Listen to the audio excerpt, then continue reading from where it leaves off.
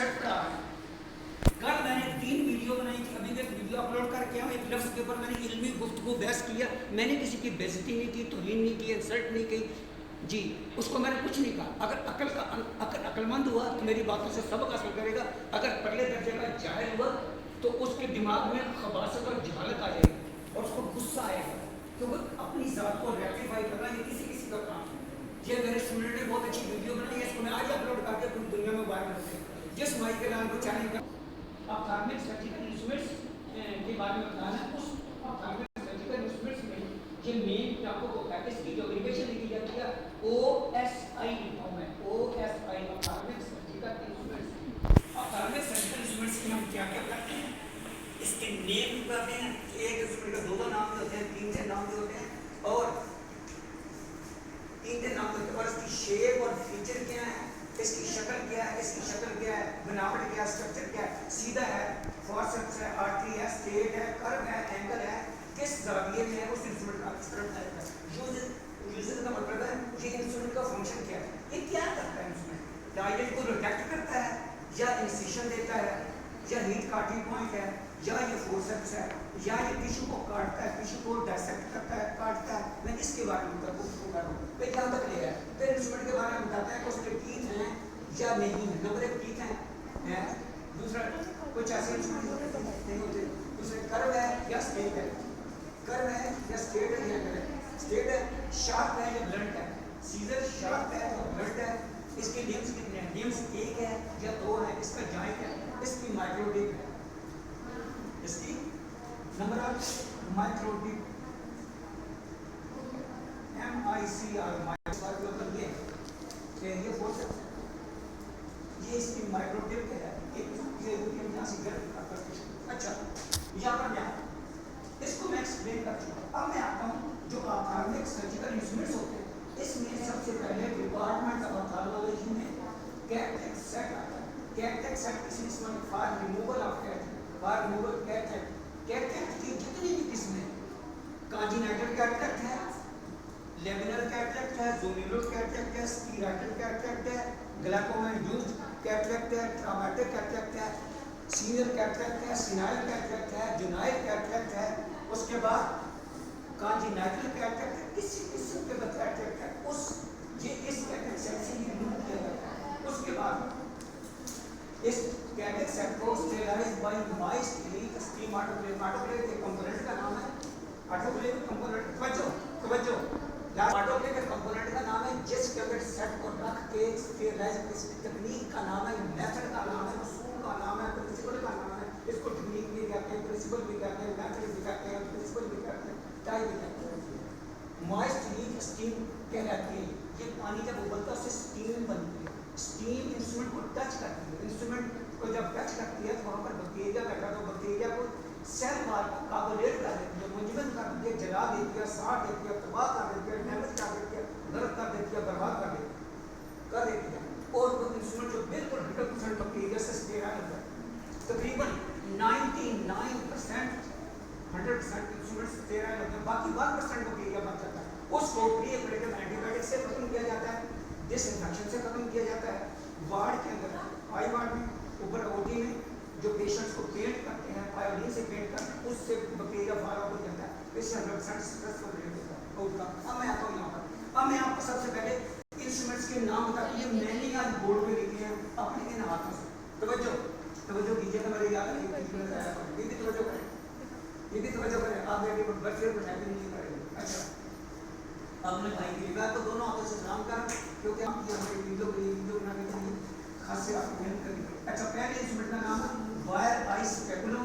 Number 1 ये eyelet को retract करता है। Number 2 BP handle. Number 3 BP का मतलब है Bard Parker handle. Number 3 Bard Parker range का नाम है। हैंडल क्या होता है, हैंडल के ऊपर कोई फिक्स करते हैं, सर्जिकल ब्लेड फिक्स करते हैं, हैंडल जिसे ग्रिप करते हैं। अच्छा, उसके बाद suture timing forceps, suture timing forceps, ये सूचर टाइमिंग फोर्सेप्स पड़ा हुआ है, ये इंस्ट्रूमेंट है, ये इसको सूचर टाइमिंग फोर्सेप्स कहते हैं। ये सूचर टाइमिंग फोर्सेप्स, ये तो समझ में आ गया, सूचर टाइमिंग।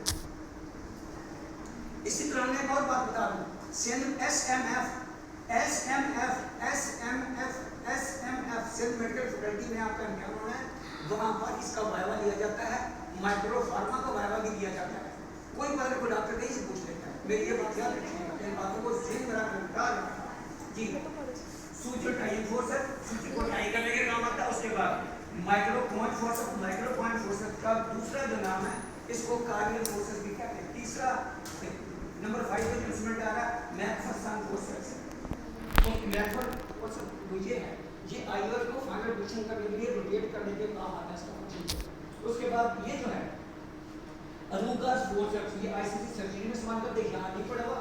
अरुगा भी अंग्रेज का नाम अरुगास फोर्सेप्स, अरुगा का बनाया हुआ फोर्सेप्स का मतलब है पकड़ने वाला। उसके बाद है नंबर 7 कंजक्टाइवल फोर्सेप्स होता है। ये फोर्सेप्स की पूरी लिस्ट मैंने एक जगह लिखी है, इस इंस्ट्रूमेंट को याद करना पढ़ना आसान होता है। उसके बाद superior rectus golden forceps, superior rectus golden forceps, ये सुपीरियर रेक्टस गोल्डन फोर्सेप्स ये बना हुआ है, ये सुपीरियर रेक्टस गोल्डन फोर्सेप्स है। ये इसको पढ़ना लिखना आसान होता है बिल्कुल, और ये एक स्टेट भी होता है, ये भी सुपीरियर रेक्टस गोल्डन फोर्सेप्स। अच्छा, उसके बाद आर्टरी फोर्सेप्स है, मस्कीटो आर्टरी फोर्सेप्स है।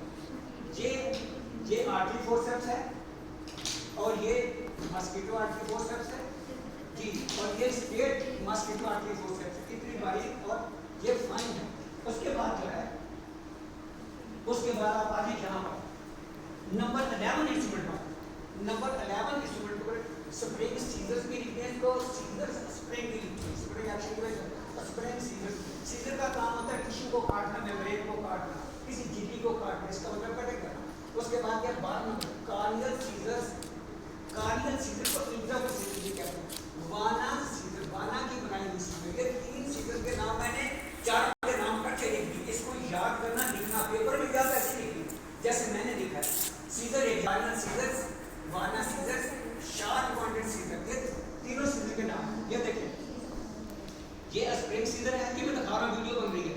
ये देखें, ये स्प्रिंग सीजर है, इसको सीजर स्प्रिंग भी कहा जाता है। इसके बाद ये कार्नियल सीजर है, जिसको इंट्रावल सीजर भी कहा जाता है। उसके बाद ये वाना सीजर है, छोटी सीजर है, इसको वाना सीजर कहा जाता है। ये मैं तीनों, और ये है शार्प पॉइंटेड सीजर। ये देखो, ये शार्प पॉइंटेड सीजर है, इसको शार्प पॉइंट्स के भी काम आती है। ये बैंडेज वगैरह काटने के लिए, कोई काटन बट काटने के लिए, इस तरह कोई स्टिच काटना है, कोई थ्रेड काटना है, कोई सूचन काटने से काम आती है।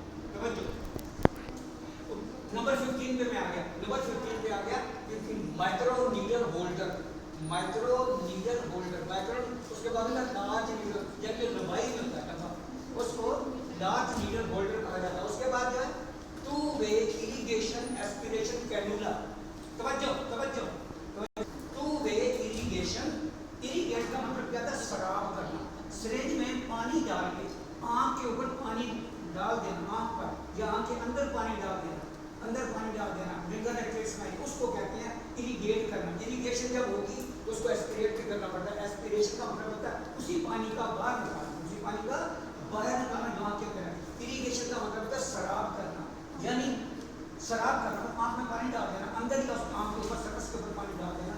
रिंगर एक्सप्रेस आंख के ऊपर यूज होता है वो कैनुला। ये जो कैनुला है ना, कैनुला की मोनस होती है कैनुली, ये कैनुला होता है CANNU। उसके बाद 18 number hydro dissection cannula, hydro में ना पानी, डिसेक्शन में ना अलग करना।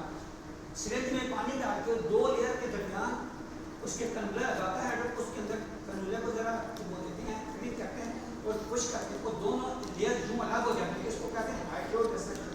हाइड्रो डिसेक्शन क्या मतलब, न्यूक्लियस और एपीन्यूक्लियस आपस में जुदा हो जाती है, अलग हो जाती है। तो उसके बाद iris repositor, iris repositor, muscle hook, wire 21 number wire vectors, chopper, intraocular lens, dialer. इसके बाद यहाँ आ जाओ 25 पे सिस्टाइटोम, इसका एक और नाम भी है, इसको सिस्टोटोम भी कहते हैं।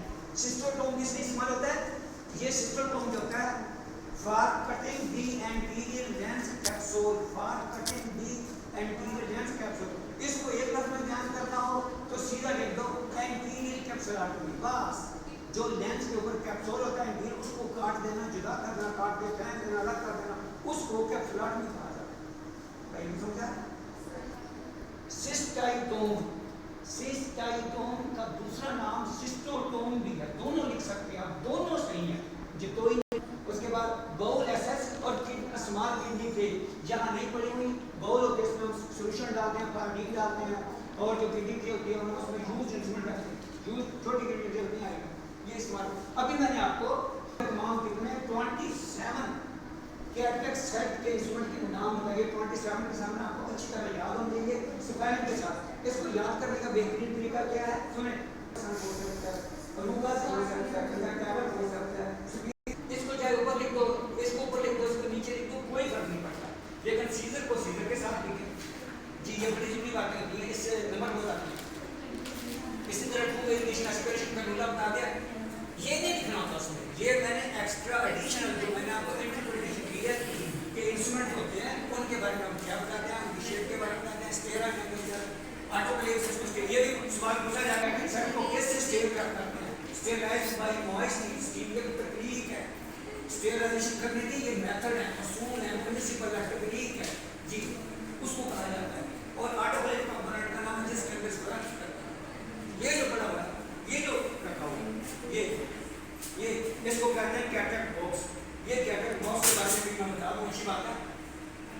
ये जो कैटलेक्ट बॉक्स है, जैसे ये वीडियो बन रही है, मैं वीडियो सामने ला रहा हूँ, तो कैमरे के सामने ला रहा हूँ, जैसा कि ये है मैंने यहाँ रखा है, ये कैटलेक्ट सेट बॉक्स कहलाता है। इसके अंदर इंस्ट्रूमेंट प्रॉपर पैक करके रखा जाता है, इसमें सिलिकॉन का पैड भी होता है जो ऑटोक्लेव। ये जो आपको इसमें होल नज़र आ रहे हैं सारे के सारे, इसको कहते हैं परफोरेटेड, इसको केस इंस्ट्रूमेंट केस भी कहते हैं, कैटलेक्ट सेट बॉक्स भी कहते हैं, ज़्यादातर बॉक्स के नाम से मशहूर है। और इसमें से स्टीम पास होती है। क्या पास होती है? ये भी वाइवा में पूछा जाता है, ये भी वाइवा में पूछते हैं प्रोफेसर डॉक्टर, कहते हैं ये होल क्यों बनाएंगे आप? बोले सर कि इसमें स्टीम पास होती है। एक से वाइवा ले रहे तो उसमें गलती से बोल दिया इसमें एयर पास होती है। ऑटोक्लेव में एयर नहीं होती भाई, एयर नहीं होती। एयर और स्टीम में बहुत फर्क है। स्टीम बहुत गर्म होती है, उसका जो टेम्परेचर होता है 121 से लेकर 134 डिग्री सेंटीग्रेड तक होता है जी। तो वाटर जो है बॉडी के सारे किल हो जाते हैं, बिल्कुल किल हो जाते हैं, रहते ही नहीं बाकी, तकरीबन 99% किल हो जाते हैं। और इन्फेक्शन कंट्रोल है। ये मैंने आपको इसलिए ये बॉक्स मैंने आपको दिखाया ताकि आपको बारे में ये सवाल पूछे जाए तो ये है। अच्छा, पूरे इंस्ट्रूमेंट्स भी बताए हैं। अच्छा, और ये भी मैंने एक और पिछली वीडियो में ये बताया था कि ये एक इरिगेशन का नीला है, इसको टू वे इरिगेशन कहते हैं। ये इसके साथ सिलेंडर लगी हुई है, ये इरिगेशन एस्पिरेट करने के लिए काम आता है। जब इसमें सलाइन पुश करते हैं तो इसका मतलब इरिगेट हो रहा है, जब ऊपर को करेंगे तो इसका मतलब है एस्पिरेशन हो रही है। आम के अंदर जो सलाइन गया है उसको बाहर निकालते हैं जी। ये इसका ये मकसद है। ये वीडियो बहुत इंपॉर्टेंट है, आपका आखिर में वाइवा भी होना है इस इंस्ट्रूमेंट का, मिड टर्म के बाद भी होगा, फाइनल वाइवा भी होगा, यहाँ इंटरनल एग्जामिनेशन जो होता है उसमें वाइवा भी होता है। ये उनके साथ उनके रिलेशन के साथ, क्योंकि मैं